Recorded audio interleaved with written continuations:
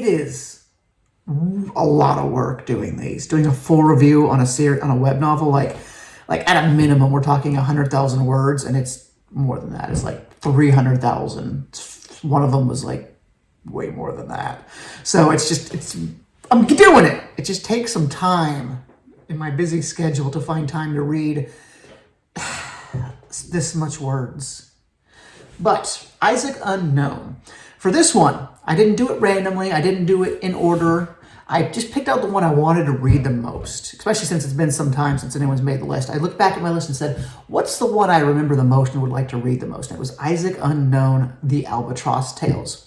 So chapter 1, let's get into it. Chapter 1 is, boom, up there. He was also featured on the web novel cover thing, where I made fun of his book for having the Islamic star accidentally added to the cover, which has since been removed.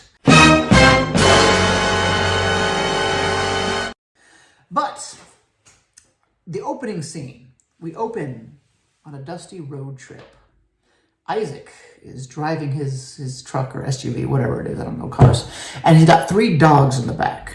Like, okay, but then right away we have an interesting little twist to that, where the dogs are dead. These are dead dogs. But then it gets even more interesting, because the dead dogs are zombie dead dogs, because Isaac is a necromancer. That's cool. I like that. And the other half of this chapter, after the setup, is he arrived at this old saloon, at this bar in the middle of nowhere, like a biker bar. And he tells the dogs to go off. The dogs, despite being the coolest part of this, they're not in the rest of the first chapter, but he goes into this bar, and it's very Old West, kind of like man walks into town, that stranger. And right away, he sort of has a beef with everyone. He doesn't get along too well. You see the bartender's giving him a hard time. You have a biker gang coming in like, we don't like strangers up in these parts. So I'm imagining that's their accent. I guess in a hick bar that would probably be not right. That was a little more dry. And then, so in the second part, we get a little conflict, and we get to see Isaac's character, which really wasn't established in the first half. And Isaac is a smart aleck. A little too much for me. He's a little too Marvel for me, where it's like, it's really laying on thick. But at the same time, some of the lines he has, some of it really lands. Like, whenever you have a web novel, it's like, make me say like, oh, that was a clever line. Like, you're golden. Like, that's all you need. And so it has that. I think it needs a little like editing down. It needs a little tempering. But yeah, it was exciting. Long term, Isaac's character, like, once again, we don't have a lot of backstory. It's just kind of like a cold open here. He could be really fun to hang around with. If the writer manages to nail that sweet spot of being a smart aleck and also like a clever smart aleck enough where it's funny, golden. This could be an amazing story going forward. But reading it now, it runs that risk of he could be really annoying going forward as well. That's a possibility. And that's pretty much it. World building wise, we get one interesting tidbit. Obviously, it's modern day. He's driving, so it's magical, urban fantasy kind of thing. It was my assumption. We get the line that the vet who keeps these dead dogs keeps them in case someone like Isaac comes around. So presumptively, this might just be a magical world that has current technology.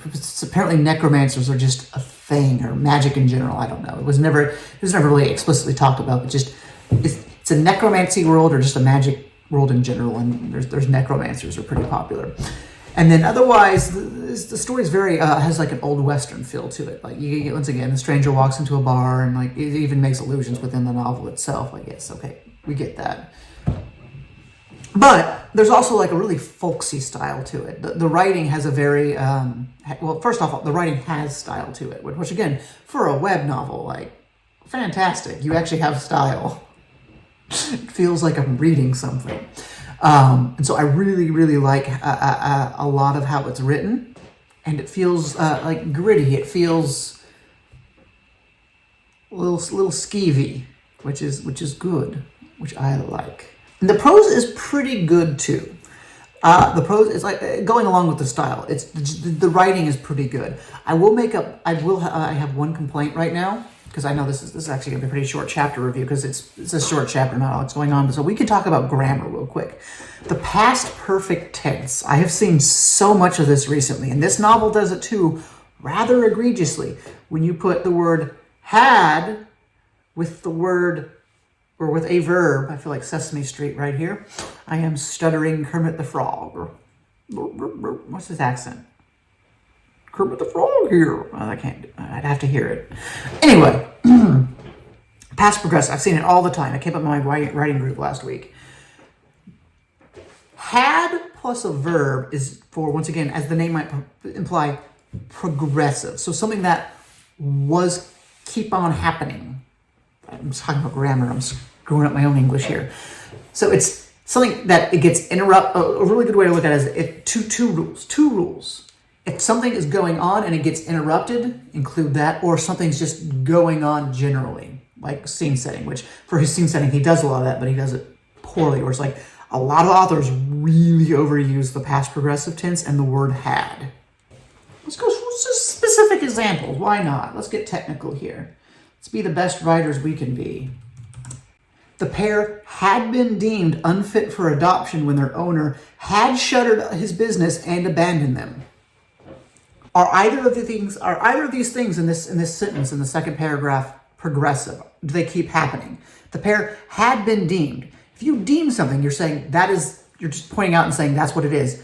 That's not progressive. You don't continually deem something. The pair was deemed unfit for adoption when their owner had shuttered his business. When someone closes their business, they don't gradually close it. It's like it's either open or closed. So once again, past progressive, completely inappropriate there. The sentence should say, the pair was deemed unfit for adoption when their owner shuttered his business and abandoned them.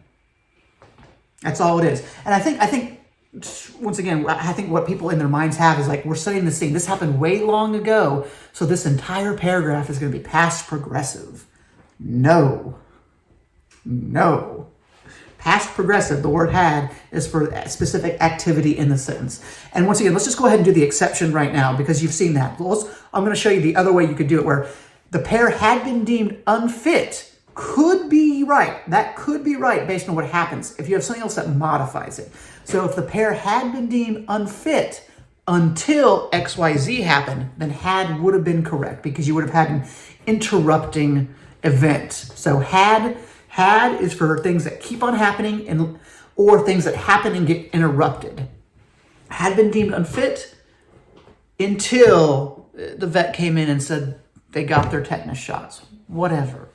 Right? And so that's a lot of this. And I've seen it a lot. And looking back at it, it's really noticeable now that I'm actually reading it, that it's not like a huge issue, like the entire thing. Like once you get into the storytelling past the break where he's in the bar, it's all like, we get it, it's going on. But authors, when they look at things that happened a long time ago, like way back there, past progressive, and you really need to watch what you're doing.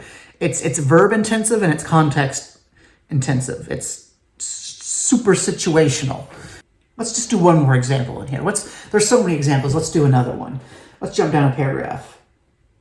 Let's do an example that could work. We'll say this one works. It was clear he had overextended himself, which is why his original plan had only called for 2 Rottweilers. Once again, double use of had, which is, it's a lot if you're continuing using it every sentence. But I actually think this works grammatically.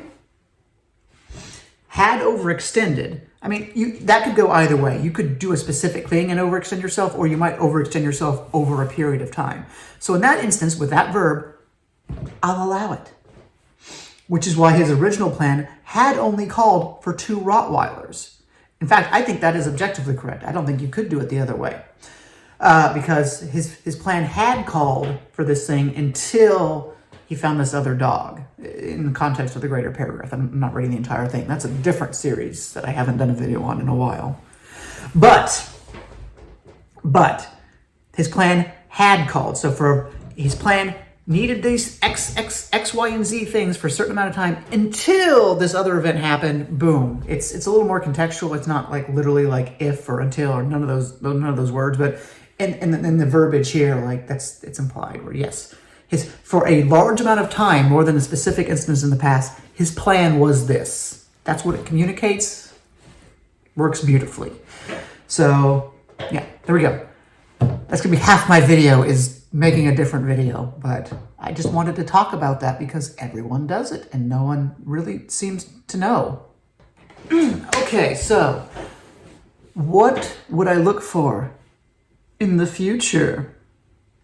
This is a really hard first chapter to sort of predict where it's going to go. We got magical world, maybe underground kind of magic, like it's in an urban fantasy, and we have our guy is working a job. So what does he do? What does he need the dogs for? It would be interesting to see based on this writer's like style and his like folksy way of phrasing things. And it would be interesting if this was just like a full modern urban fantasy sort of Western, like a modern day, like we're in Arizona or out in Nevada or whatnot in the desert. And we're doing that. It's Blood Meridian with zombie dogs. That would be cool. And just alternatively, I could also see, this is a little weirder, but I could also see it being a heist story. Like, I have this one job I have to do, one last job. And it's like why does he need the zombie dog? Why does like maybe something like that, where he's being hired to do a specific job and he's going to put a team together, which is, it's a little weird with the aesthetic, but these are possibilities. I have very, very thin plating of stuff here where I can actually like make predictions, right? We got dogs and we got Western bar, and most of this chapter is devoted to the main character futzing around and being a smart aleck. But in either case, I am interested to see, and once I finish this work, the first book only, I will report back and we will do a full review of Isaac Unknown, the Albatross Tales. Is that a hint? Maybe that's a hint. Albatross is a big old bird. Maybe it's going to be a zombie zoo. He's going to find someone with zombie birds. It's going to be the reimagining of Tiger King. I'm making it worse.